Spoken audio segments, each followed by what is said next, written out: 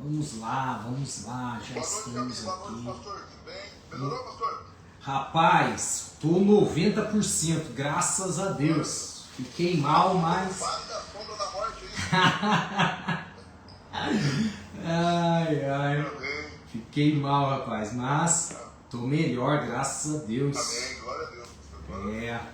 Valeu, obrigado, tá? Nada.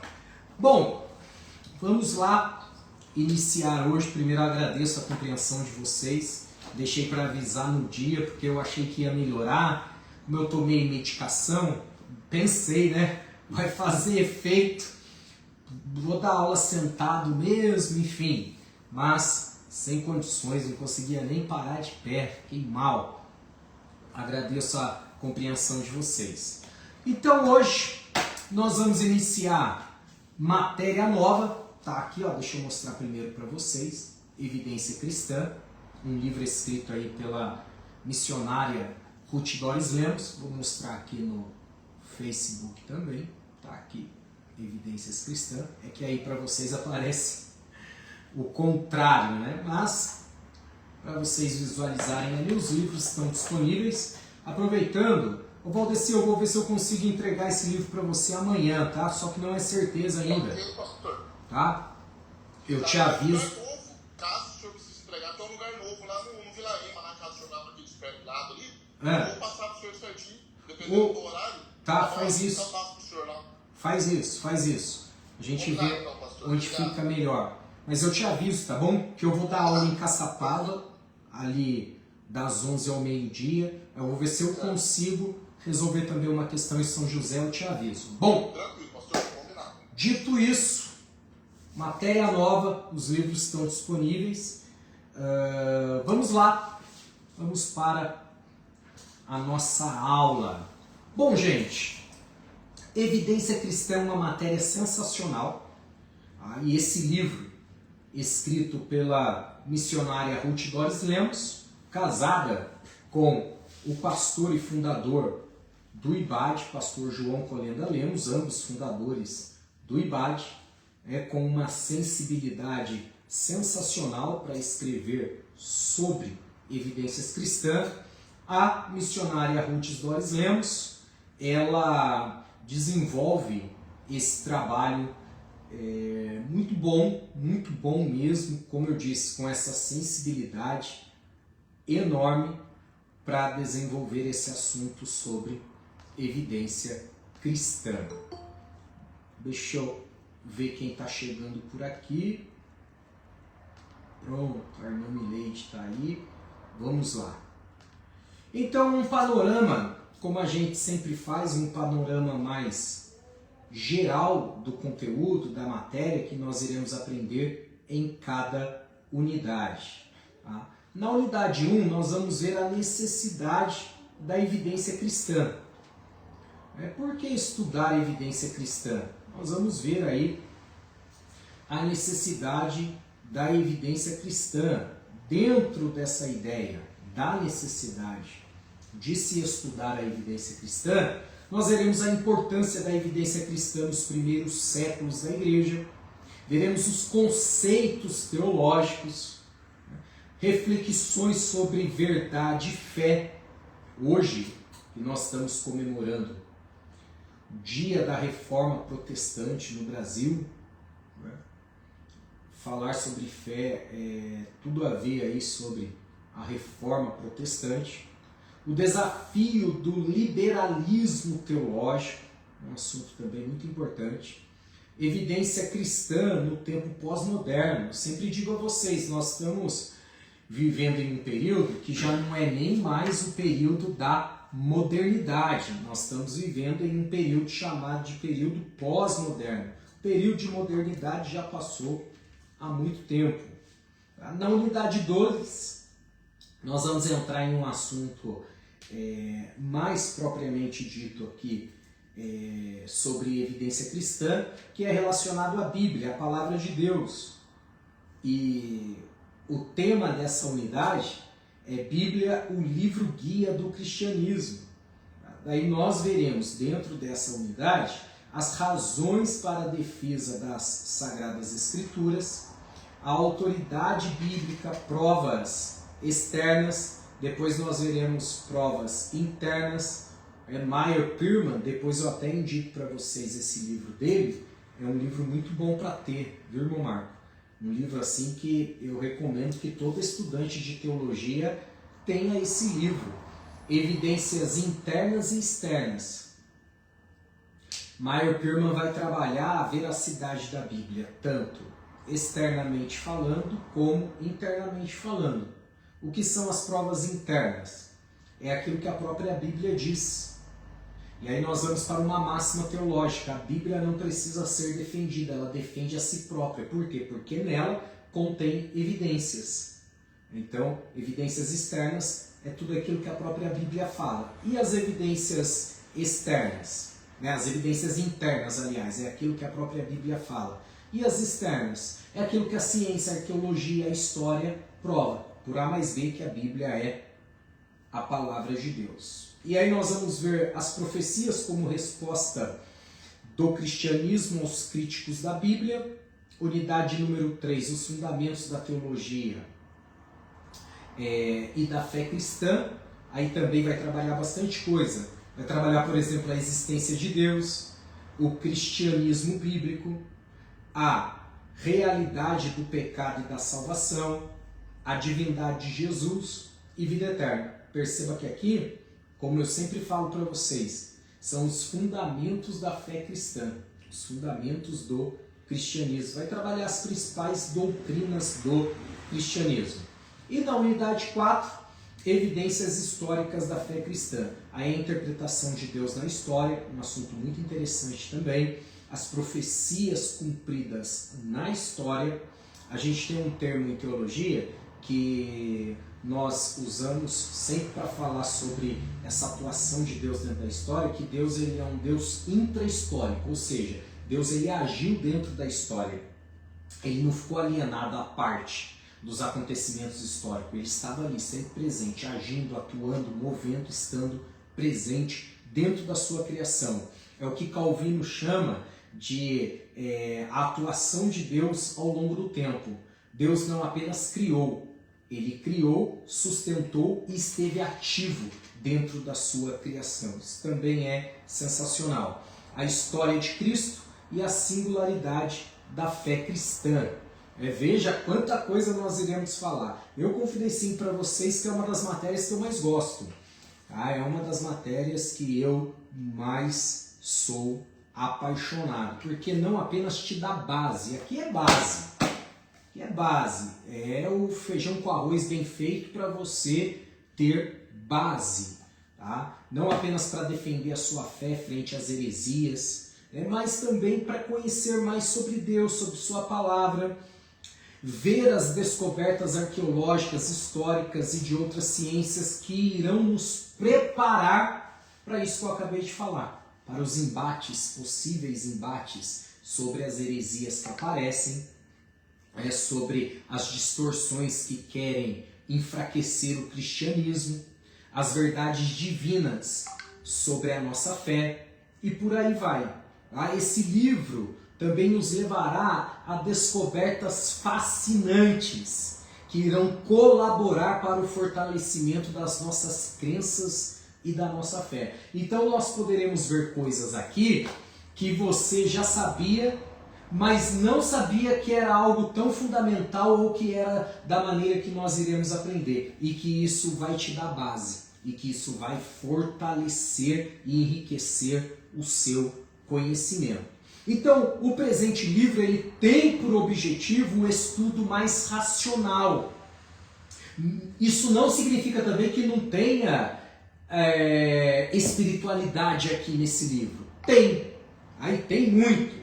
Mas nós vamos caminhar mais para essa parte racional da autoridade, da parte sistemática das evidências cristãs, vendo as provas, tanto, como eu disse, internas como externas, da autoridade da Bíblia.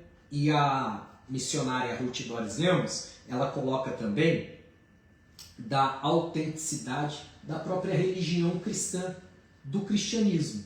Então nós teremos aí esse suporte, essa base para caminharmos aqui dentro do que é importante, dentro do que é fundamental, dentro do que é essencial. Tá? E o estudo também um pouco mais aprofundado do cristianismo, reunindo essas provas dentro de fontes históricas, científicas, de documentos históricos, dentro da arqueologia, e trabalhando sempre esse bate-bola entre o que a própria Bíblia diz e o que as evidências externas também estão falando. Deixa eu ver se tá fácil aqui, eu já mostro para vocês. Vou virar rapidinho aqui, irmão Marcos, só para poder ver. Deixa eu... É Meyer o que mesmo? É Meyer Pearman. São 19h45. Deixa eu ver aqui. Eu estou arrumando novamente a biblioteca hermenêutica. Deixa eu ver aqui. Deixa eu ver se eu acho. Aqui, ó. Evidências que exigem um veredicto. Eu falei nome errado. Olha só para vocês verem. Não me deixa mentir aqui, ó. Olha que tá um do lado do outro. Tá um do lado do outro. Meyer Pearman. Meyer Pearman é Conhecendo as Doutrinas da Bíblia. Deixa eu mostrar aqui no Facebook. Aqui agora. Meyer Pearman. Aqui, ó. É Conhecendo aqui, irmão Marco, ó. As Doutrinas da Bíblia. Evidências que exigem um veredicto, que é o qual eu queria indicar para vocês, é de John McDowell. Eu acabei confundindo, eu sempre uso muito os dois e acabei confundindo aqui, ó. Evidências que exigem um veredicto, John McDowell. Vou mostrar aqui para você. Tá? Dependendo de onde você vai pesquisar, deixa eu dar essa dica também, né? Para comprar, na internet pode ser que você encontre ele assim, do jeito que eu tenho, separado. Esse é o volume 2. Então você vai encontrar volume 1 e volume 2. Eu aconselho muito que você compre os dois. Tá? Agora, por que eu estou falando isso? Porque lançaram uma versão recente com os dois volumes em um só. Então juntaram os dois, aí é um livro maior. Ele é maior, tanto de altura como de largura. É o mesmo livro, tá bom? Se você vê aí uma versão mais recente, ele vai estar em um único volume. Então são dois livros que eu indico muito, principalmente dentro dessa matéria, tá? Mas é um material que você vai usar para a vida, não tenha dúvida. Aqui, quer ver? Ó, o meu é todo grifado, porque, ó, não sei se está dando para ver aqui também no Zoom, aqui no Google Meet, que eu usei muito e uso, tá? Olha aí, ó. Usei muito e uso. Por quê? Meyer Pearman, Conhecendo as Doutrinas da Bíblia, mostrando aqui, ele vai nos ensinar as principais doutrinas do cristianismo. Então tá aqui. Esse material é um material tão rico que, olha só, quando eu comprei o meu, faz tempo, hein? Comprei o meu em 2005. Já estava na 32ª edição. E já havia sido vendido mais de 145 mil exemplares. É um livro, assim, tem que ter. E John McDowell também vem na mesma linha, muito importante, tá? Dois livraços aí, que todo estudante de teologia tem que ter. Depois eu tenho outros ali, o L. Keller, A Bíblia Tinha Razão. Deixa eu mostrar já também, vai. Aproveitar que nós estamos no começo aqui da matéria. Vamos lá. Outro livraço também, o L. Keller, A Bíblia Tinha Razão. Aqui no Marco. O L. Keller. Esse meu, ele, infelizmente, eu estava usando ele, derrubei café. E aí, ele ficou mais um livro assim que, olha, também todo grifado, que ajuda muito. Ele tem bastante ilustrações também. A Bíblia Tinha Razão. Por que Keller ele escreveu esse livro, irmão Marcos? Curiosidade. O L. Keller escreve A Bíblia Tinha Razão porque ele era um arqueólogo ateu. Ateu. E ele fez de sua missão de vida dentro do seu ambiente profissional, provar que a Bíblia estava errada. Então ele investiu em expedições arqueológicas, em escavações arqueológicas, para provar que a Bíblia estava errada. Só que quanto mais ele descobria, ele via que, ele constatava que aquilo que a Bíblia estava dizendo há mais de 2000 anos era verdade. Ele se converte ao cristianismo e escreve: a Bíblia tinha razão. Um livro sensacional, sensacional também, que vale muito a pena aí você adquirir, tá bom? Olha, eu vi um filme também, né, pastor, no YouTube lá, que fala, né, o rapaz que ele era ateu, jornalista, e ele queria provar que a Bíblia estava errada para a mulher dele, né? Só que quanto mais ele tentava provar de que a Bíblia estava errada, ele encontrava evidências de que era mais do que o suficiente para ele acreditar, e ele não dava para torcer.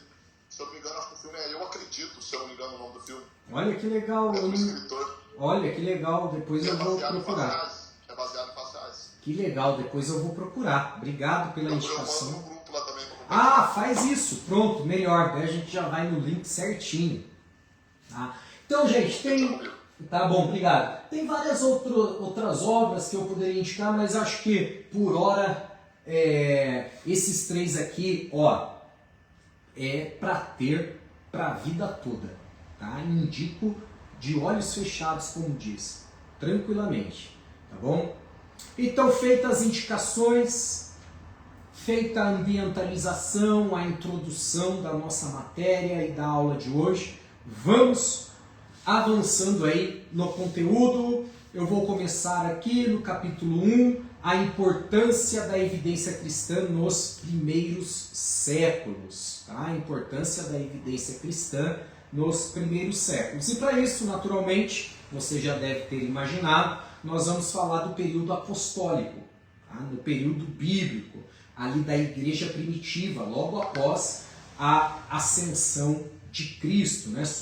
Sua vida, morte, ressurreição e ascensão. Os apóstolos tiveram que lidar com muita resistência dos judeus. Deixa eu ver, alguém mandou mensagem aqui, só um segundinho, gente. Deixa eu ver aqui. Quem enviou, deixa eu ver. Vamos lá. Ah, foi você, né, Valdeci, lá no grupo?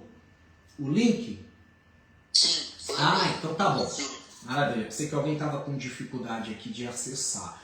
Então, nesse período, irmão Marco, os apóstolos, eles enfrentaram uma resistência gigante dos judeus em, por exemplo, aceitar uma que é das principais doutrinas do cristianismo, que é a divindade de Cristo. Vocês sabem que tem uma matéria nesse curso que é Cristologia, onde a gente estuda a matéria toda, a pessoa de Cristo, sua vida, obra, ministério, morte, ressurreição e ascensão, né, e o seu retorno. E os apóstolos enfrentam essa grande resistência por parte dos judeus, tá, que acreditavam em um único Deus, o Deus Jeová, Yahvé, Todo-Poderoso, e tinham essa dificuldade. Tanto que João vai dizer assim, ele veio para os seus judeus, mas eles o rejeitaram, né? Não o aceitaram. Perceba o tamanho da dificuldade aí. Não apenas isso, mas eles também enfrentaram muita resistência dos gregos e dos romanos.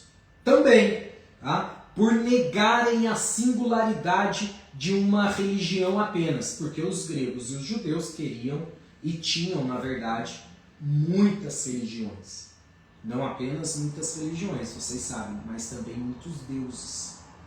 E aí aparece alguém, e se você remontar a mais de 1000 anos atrás do período apostólico e retroceder lá para a época de Abraão, Abraão já enfrentou o mesmo problema. Quando ele sai de Ur dos Caldeus dizendo assim, a partir de agora eu vou servir a um único Deus. Porque lá em Ur dos Caldeus já existia uma grande quantidade de deuses que eram adorados.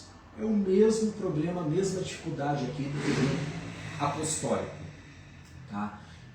Então, os apóstolos enfrentam essa grande dificuldade, essa grande resistência por parte dos judeus, dos gregos e dos romanos. Se você falar dos gregos, não preciso nem falar muita coisa, basta lembrá-los do que a gente conhece como panteão dos deuses gregos. Um panteão, isto é, uma multidão de divindades. Tinha divindade para tudo, tinha divindade para o dia, para a noite, para a agricultura, para a lavoura, para a fertilidade, e por aí vai. Tinha divindade até para a promiscuidade. Imagina, deuses e mais deuses.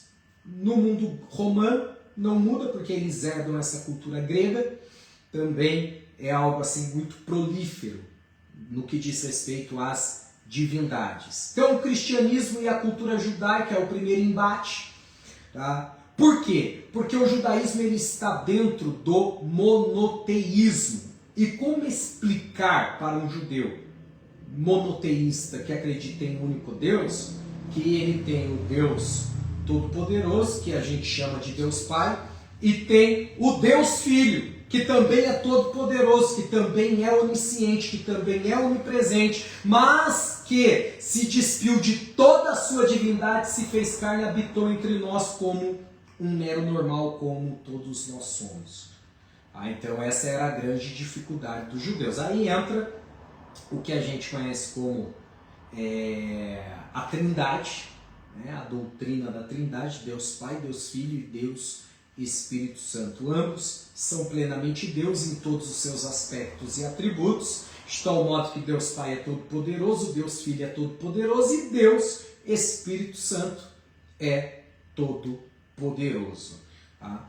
Dentro dessa dificuldade que eles enfrentam com os judeus, tem a hostilidade dos judeus para com a igreja primitiva, para com os apóstolos, exatamente por esse assunto, por esse ponto que nós estamos trabalhando aqui, que é a divindade de Jesus. Eles não aceitavam de jeito algum.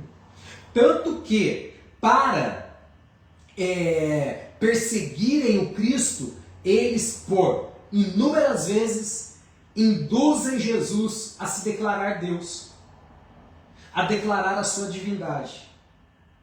Porque se Jesus se declara ali divino, eles iriam acusá-lo de blasfêmia. E sempre Jesus, tem várias passagens com muita sabedoria,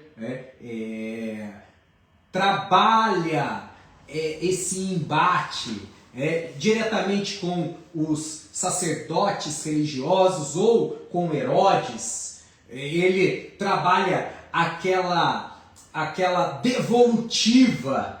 O que vocês dizem? Eles querem saber o que Jesus dizia. Aí Jesus diz assim, e vocês? O que vocês dizem? Devolvia para eles. Esse embate de Jesus aí, por diversas vezes aconteceu.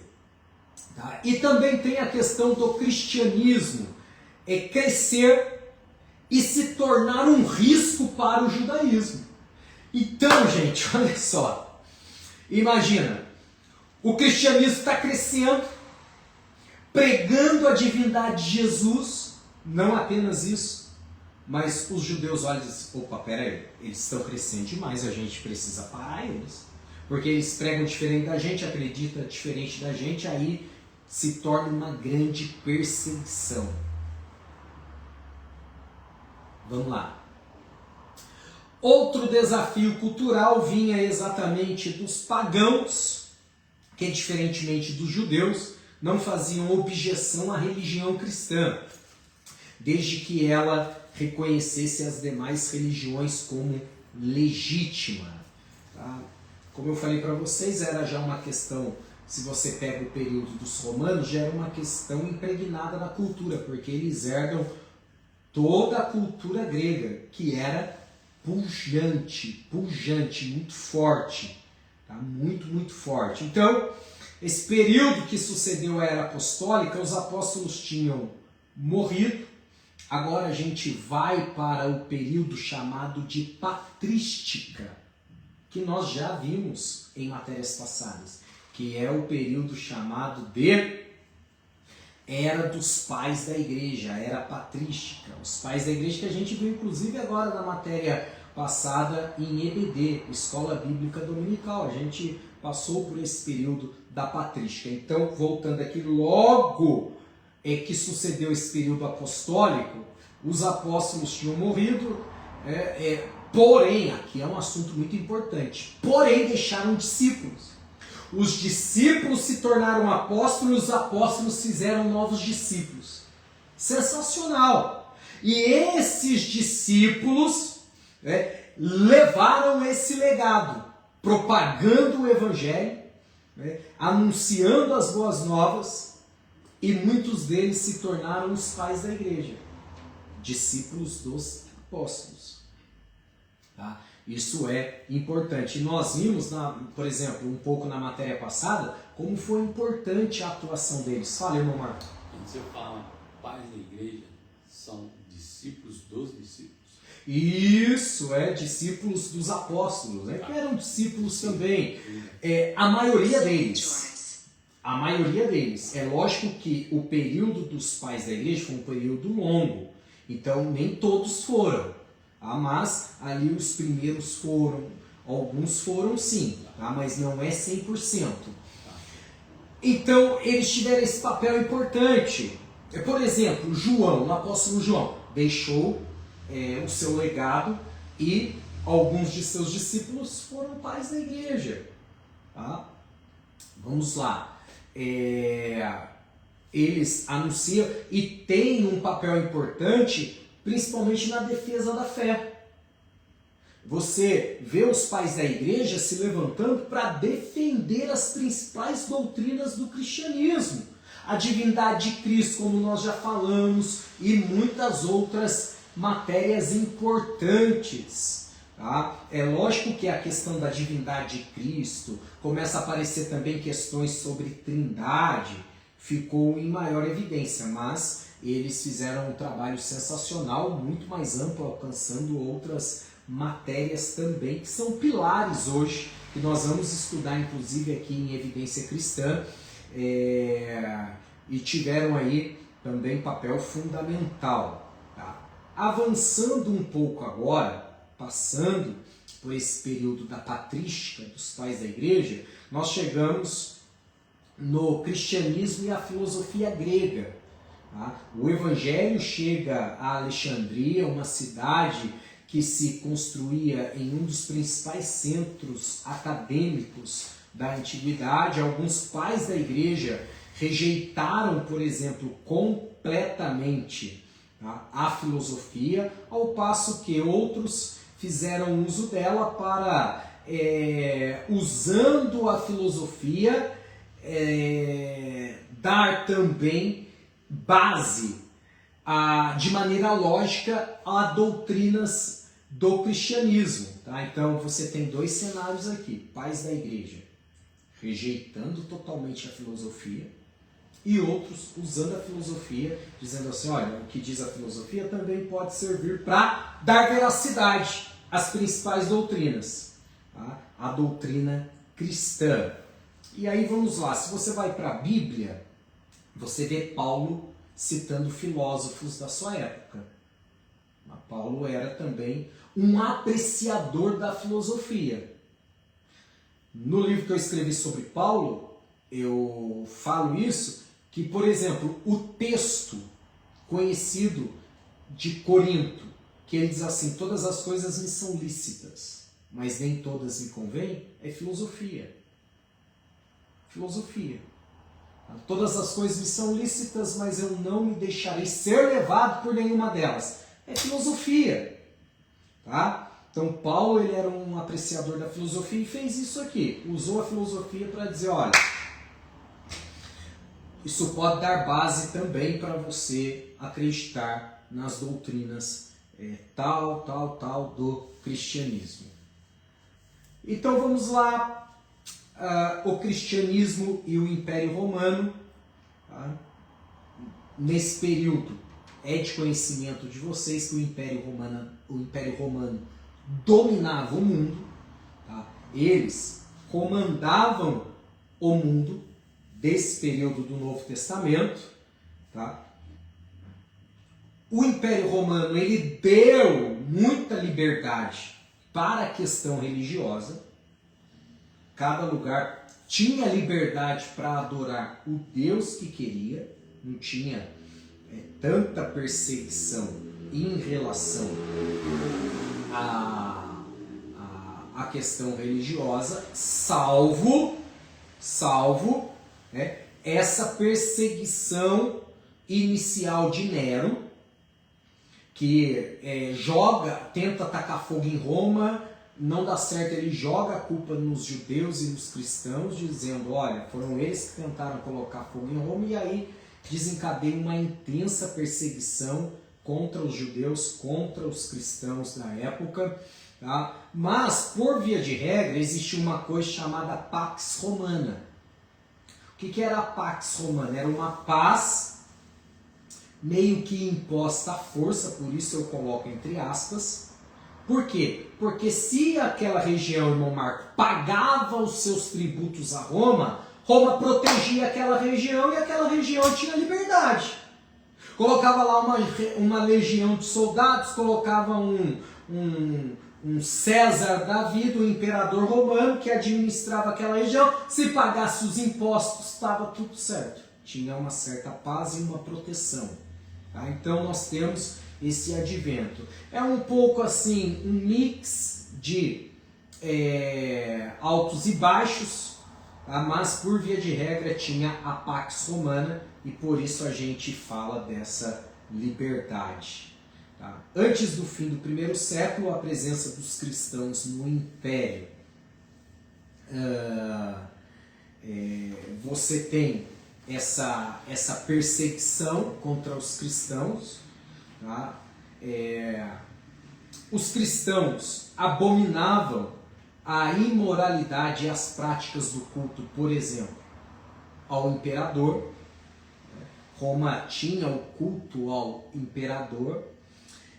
Para vocês terem noção do tamanho da imoralidade, bem lá na frente, bem depois desse período apostólico que eu estou falando com vocês, já no período da Reforma Protestante, passa aí a Idade Média, enfim, bem lá na frente.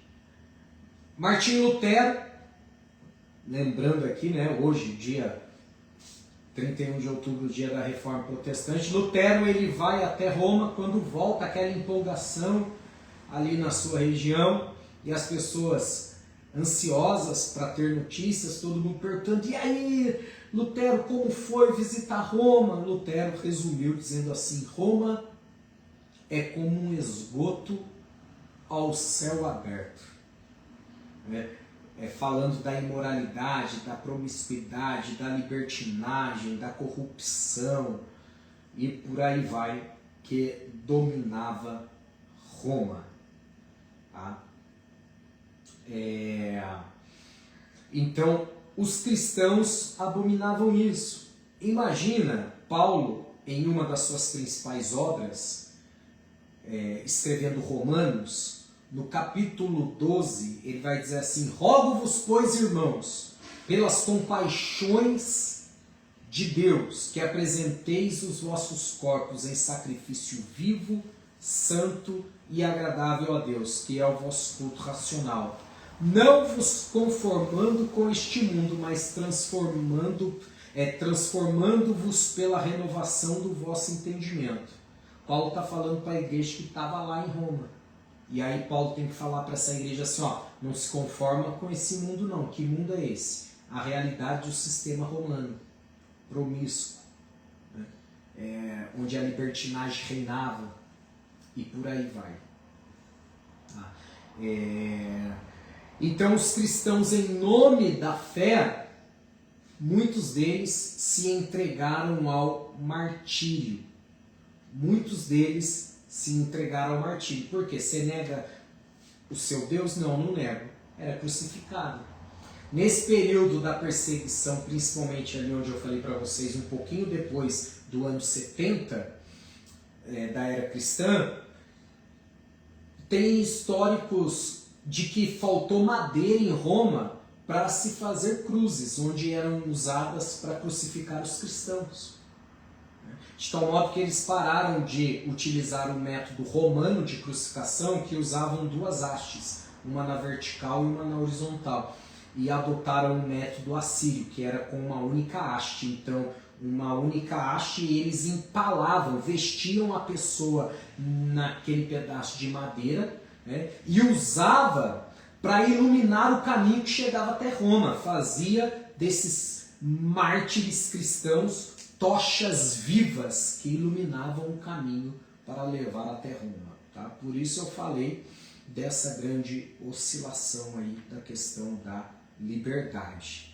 Então, os cristãos, em nome da sua fé, eles pagavam com a própria vida, né? Foram os mártires que deram a sua vida para defender, para não abrir mão da sua fé. Em nome daquilo que eles acreditavam, eles pagaram com a própria vida. John Hus, que foi o precursor da reforma protestante, né, o que antecedeu Lutero, ele pagou com a própria vida, foi queimado vivo.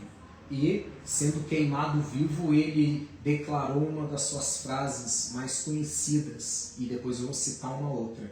Diz assim: hoje vocês estão queimando um ganso, por isso Hus, de ganso, mas Deus vai levantar um cisne, falando de Lutero, e de fato Deus levantou. Uma outra fala dele que cabe nesse momento é a seguinte fala. Ele diz assim: a verdade a qualquer preço, e eu estou disposto a defendê-la com a minha própria vida. Então, é essa paixão, é esse amor incalculável, essa convicção inabalável, né, que nós estamos falando. Convicção essa que levou muita e muita gente a pagar com a sua própria vida. Qual o nível da nossa convicção cristã? Fica a reflexão aqui, né? Até onde nós estamos dispostos a pagar o preço pelas nossas convicções, pelas verdades declaradas na palavra de Deus. Nós estamos vivendo em um tempo sombrio, um tempo esquisito, em um tempo perigoso para quem tem princípios, acredita nesses princípios e defende esses princípios. Hoje, dependendo do que você falar, você será não apenas perseguido, mas também pagará dentro do rigor da lei por defender aquilo que você acredita. Eu não estou falando de pessoas ignorantes, que ofende, que persegue, que maltrata, não estou falando nada disso, estou falando de posicionamento, garantido inclusive legalmente pela legislação do nosso país. Mas dependendo do que você e da maneira que você se posicionar, você será intensamente perseguido. São os dias sombrios que nós estamos vivendo. E aí nós temos dois grandes grupos: aqueles que, sabendo dessa dura realidade, se omitem, e outros que se expõem e pagam um alto preço por defender a sua fé, defender os seus princípios, defender aquilo que acredita. Tá? Dito isso, nós vamos avançando aqui no que a doutora Ruth Doris Lemos, a missionária Ruth Doris Lemos, ela coloca como linguagem técnica. Tá? E ela diz o seguinte: o estudante da Bíblia precisa conhecer o vocabulário da teologia e ter uma boa compreensão dos textos da área. A definição do dicionário secular pode ser um pouquinho diferente do sentido teológico. Eu já falei para vocês isso algumas vezes. A importância de você estudar a Bíblia. É bom estudar a Bíblia e ter um dicionário aí da língua portuguesa? Excelente, ajuda muito. Mas você não pode deixar de ter também um dicionário bíblico, porque muitos termos bíblicos diferem do termo comum do dicionário.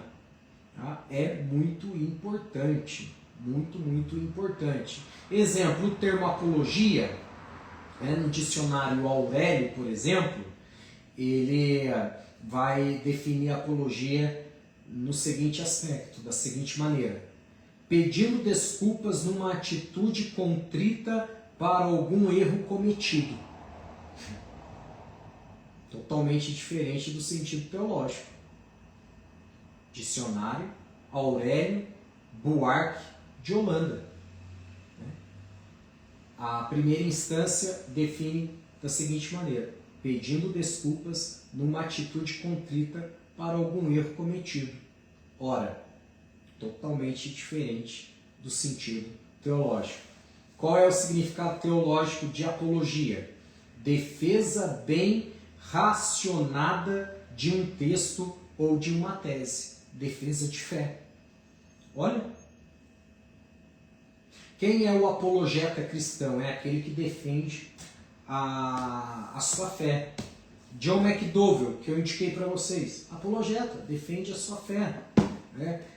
Meyer Pearman, apologeta, defende aquilo que ele acredita. São 20:15. A apologia, no sentido teológico, difere do sentido comum. Veja a importância. Então, o que eu oriento? Tá? O que eu oriento? Que você, ao estudar a Bíblia, faça isso. Faça um investimento num dicionário bíblico. Tem muitos, eu poderia indicar muitos para vocês. Tá? Enfim, tem muitos.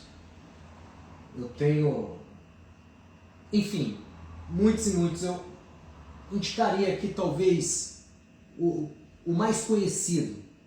Dicionário Bíblico John J.D. Douglas.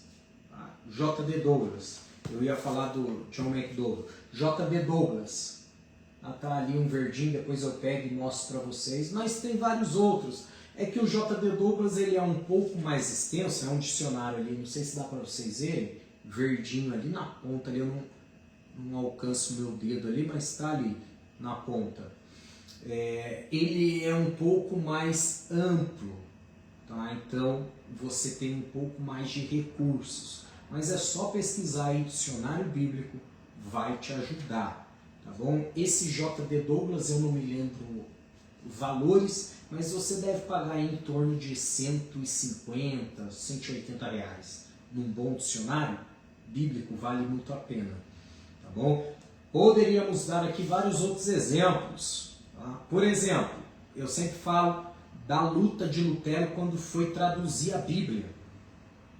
Ele pega uma palavra simples para nós. Por exemplo, a palavra amor. O amor. Mas Lutero enfrenta uma grande dificuldade. Porque amor no sentido bíblico tem vários. Tem o amor ágape, que é o amor de Deus. Tem o amor filial, que é o amor de irmão para irmão. Tem o amor eros, que é o amor erótico, né, de um homem para uma mulher, e por aí vai. Então, veja, Lutero se depara com o texto lá em Coríntios que diz assim: ainda que eu falasse a língua dos homens e dos anjos e não tivesse amor, seria como o metal que soa e o sino que tine. Que amor é esse? É o filial, ágape, storgine ou eros. Entendeu? Por isso a importância de você ter um dicionário bíblico e depois você vai investindo em comentários. Aí comentários tem vários. Ó.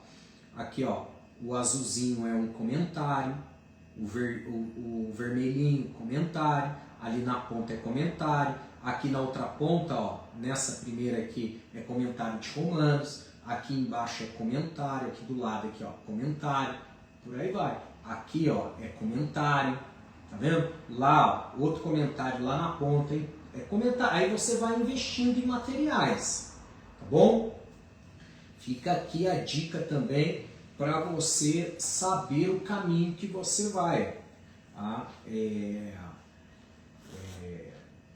Essas indicações vai lhe poupar não só tempo, mas também dinheiro, porque se você às vezes comprar por conta, compra um material que infelizmente não é tão bom, né? Você vai ter o tempo da leitura, você vai ter o dinheiro investido, então indicação sempre nos poupa tempo e dinheiro, não é? Vamos lá, vamos avançando aqui agora, Nós estamos caminhando aí já para a conclusão dessa aula, mas vamos avançando aqui. Falar das heresias, né? Falar das heresias. O que são heresias? Ensinos ou crenças que se desviam da verdade claramente expostas na Bíblia. Tem uma máxima para você detectar uma heresia. Qual é? Texto sem o seu contexto é pretexto para uma heresia. Então é sempre importante você analisar o texto bíblico dentro do contexto que ele está inserido. Eu sempre dou uma dica aí simples, mas muito importante, que é você ler pelo menos uns 3 versículos antes e ler uns 3 versículos depois. É o que a gente chama de contexto imediato. É claro que dependendo do assunto, vai exigir que você leia muito mais. Mas pelo menos isso, para não causar aí um equívoco, levando a uma má interpretação. Tá? Um exemplo de heresia é o pluralismo, que ensina que há diferentes caminhos para a salvação e que todas as religiões levam a Deus. Heresia. Tá? O pluralismo é uma heresia. Por quê? Porque nós acreditamos em um único Deus. Vamos lá, vamos avançando aí. Vamos lá. E aí a doutora e missionária Ruth Doris Lemos, ela cita várias heresias, tá, como o arianismo, o docetismo, o ebrionismo e o gnosticismo. Tá? Para a gente ganhar tempo aqui, eu vou explicar para vocês o gnosticismo. Então, o gnosticismo pregava uma série de heresias, todas elas relacionadas à divindade de Cristo. Era um grupo, olha só, o perigo, infiltrado dentro da igreja, estava no meio da igreja. O gnosticismo estava lá, participando dos cultos, participando das atividades da igreja primitiva. E isso foi tão sério que fez com que o apóstolo João escrevesse o evangelho dele. Tiago, por que João escreveu o evangelho dele? Para defender a fé cristã dos ataques do gnosticismo, que pregava que Jesus não era Deus. Por isso que o apóstolo João inicia o seu evangelho provando a divindade de Cristo e dizendo assim: no princípio era o verbo estava com Deus e o verbo era Deus. O que ele está fazendo? Provando a divindade de Cristo. Por quê? Quem é o verbo? Cristo. Tá? E por aí vai. Então, o gnosticismo era um desses grupos religiosos que pregavam contra a divindade de Cristo. Tá? Vamos lá, depois tem questões filosóficas, que também a doutora trabalha muito bem. Avançando aqui, nós temos reflexões sobre a verdade e a fé. Isso aqui é sensacional, sensacional. Talvez eu passe aqui, eu só preciso ver se... Deixa eu ver aqui quanto tempo eu tenho ainda. 8 minutos? 8 minutos. Tá, vamos lá então. Vamos aproveitar o tempo aqui. Vamos lá. Vamos lá. Cadê? Deixa eu voltar aqui. Você... Pronto, consegui voltar aqui para a tela. Vou sair da tela para ver o tempo. Pronto, vamos lá. Então é um assunto muito importante trabalhar a questão da verdade e da fé. Então, sobre a verdade primeiro, tá? O homem sempre procurou definir a verdade. E essa é uma das perguntas que a filosofia faz até hoje. E faz até hoje porque até hoje não conseguiu responder. O que é a verdade? A Bíblia é clara ao não apenas falar, mas afirmar o que é verdade. Jesus, ele declarou: eu sou a verdade, o caminho e a vida. Então, biblicamente falando, nós sabemos o que é e quem é, melhor dizendo, a verdade, né? A palavra de Deus é a verdade, Cristo é a verdade. E por que o homem sempre esteve à procura de definir o que é a verdade? Porque é de suma importância para o homem em si, para o ser humano, conhecer o que realmente é a verdade. Num mundo cheio de mentiras, incertezas, falsidades e avaliações subjetivas. Talvez nós nunca tenhamos presenciado um momento na história de tamanha subjetividade. Tudo é relativo. Pecado é pecado? Depende. Depende do quê? Do ponto de vista. Essa é a afirmação da subjetividade. Então é fundamental conhecer o que é verdade. Então vamos para algumas verdades teológicas. Bom, uma definição mais simples que nós podemos fazer dessa verdade no âmbito teológico: para o cristão, a verdade corresponde a todas as declarações de Deus. Então, o que Deus falou para nós é verdade. Simples assim. Olha aí, a filosofia está aí até hoje, tentando entender, dar uma resposta. Para nós, é muito simples e direto. O que é a verdade? Tudo aquilo que Deus falou. Ele é o paradigma para a definição do que é verdade e do que é mentira. Deus falou, é verdade. Deus não disse, descarta. Mentira. Não serve. Deu para entender? Vamos lá.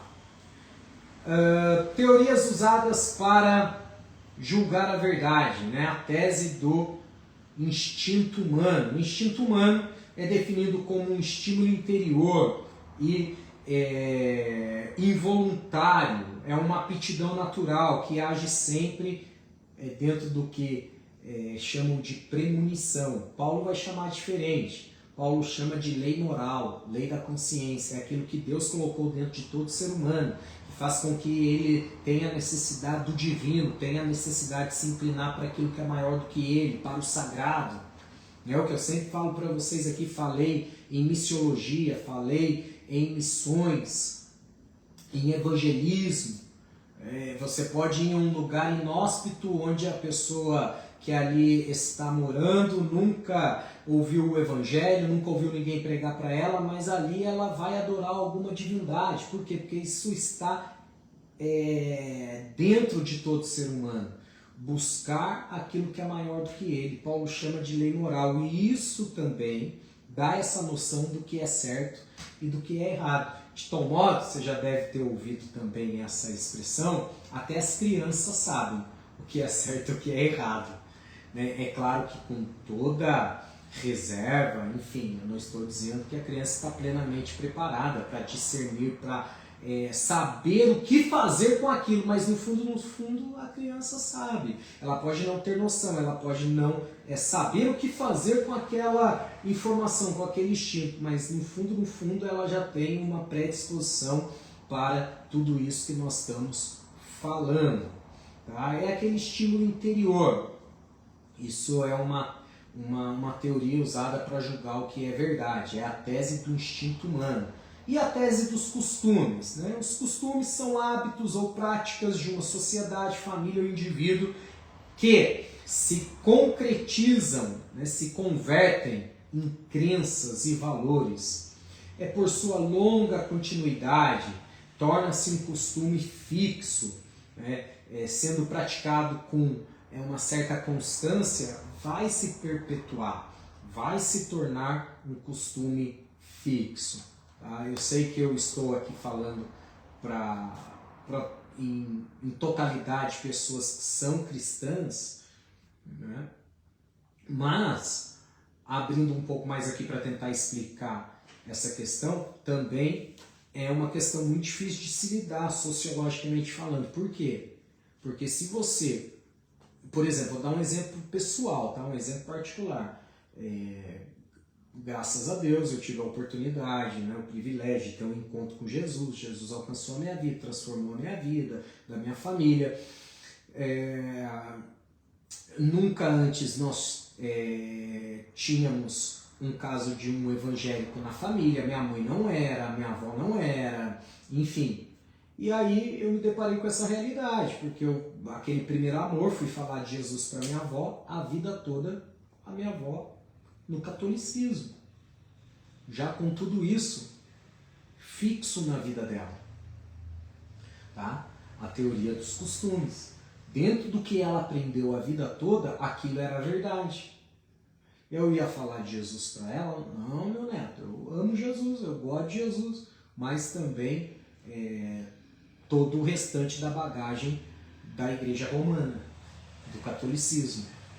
Tá? Então, é uma questão sociologicamente falando delicada e complicada, mas não deixa de ser uma tese para se julgar o que é verdade. Todos nós fazemos isso, passamos por esse crivo do que aprendemos ao longo da nossa vida toda. Talvez você já tenha se deparado com uma situação que você resolveu, que você disse assim, lembrei que o meu pai fez desse jeito, que o meu pai falou assim, que o meu pai agiu dessa maneira, que o meu avô, enfim, que um tio, que um parente, que um amigo, essa bagagem dos costumes. Tá? A tese das tradições também é uma das teorias usadas, tá? A tese do sentimento geral, isso aqui é importante. Deixa eu falar rapidamente aqui da tese das tradições. É o corpo normativo de costumes, coloca muito bem a missionária Ruth Doris Lemos. Os filósofos e teólogos liberais argumentam que as tradições contêm a verdade, pois é impossível que as pessoas sejam enganadas por ensinos e práticas que foram aprovados através dos séculos. Essa é uma tese usada para definir aí o que é verdade. E a tese do consentimento geral? Coloca a doutora Ruth Doris da seguinte maneira: o argumento do consentimento geral assevera que aquilo que é criado por milhares e até milhões de pessoas deve ser verdadeiro. Hoje, eu preciso abrir esse parênteses rapidinho. Só confirma para mim, por favor, quanto tempo a gente tem, só para não acabar aqui. Tá, deixa eu ver aqui, só para não acabar. 20 minutos. Quantos minutos? Tá com... indo pra 2. Ah, então tá bom, vou finalizar. Então, isso é importante, obrigado, tá, Gabi? Pra gente saber, porque também isso é muito usado no reino das trevas. O maligno se utiliza muito disso. Uma mentira repetida diversas vezes passa a ser verdade no senso comum. Então a mídia se utiliza muito disso. Fica ali, olha, os filmes têm uma proposta homossexual e vai colocando aquilo como normal para uma sociedade, até que isso se torne uma verdade. As próximas gerações vão encarar isso com mais naturalidade, porque está sendo repetidamente anunciado e falado ali. No mundo financeiro isso é usado, nós chamamos de FOMO. Quando muita gente começa, por exemplo, a investir em uma mesma ação, aquela ação começa a subir, aquela ação começa a ter um pico, e as pessoas olham, opa, se está subindo é porque é bom. Aí entra também no efeito manada. Então, veja, nós estamos falando aqui de teorias usadas para definir a verdade. Nós precisamos tomar cuidado com isso, temos que ir na contramão. Às vezes, nós andamos na contramão do mundo. O cristão, ele anda na contramão do mundo, por muitas e muitas vezes. Então, gente, nós vamos caminhando até aqui. Semana que vem nós voltamos, se Deus quiser, tá? Avançando aqui nessa matéria, uma matéria muito importante aí para dar base. Eu estou tentando ir aqui bem com calma com vocês, no passo a passo, para aproveitar o máximo possível dela e a gente tirar o melhor proveito e o maior proveito. Tá? Deus abençoe vocês, um abraço. Confesso que estava com saudade essa semana que a gente ficou aí sem aula, senti saudade, mas estamos de volta, graças a Deus, 100% aí dedicados às aulas. Deus abençoe, tá? Um abração, bom finalzinho de semana para vocês aí. Deus abençoe, um abraço. Tá, boa noite. Boa noite. finalizar aqui também no Facebook. Deus abençoe, um abraço.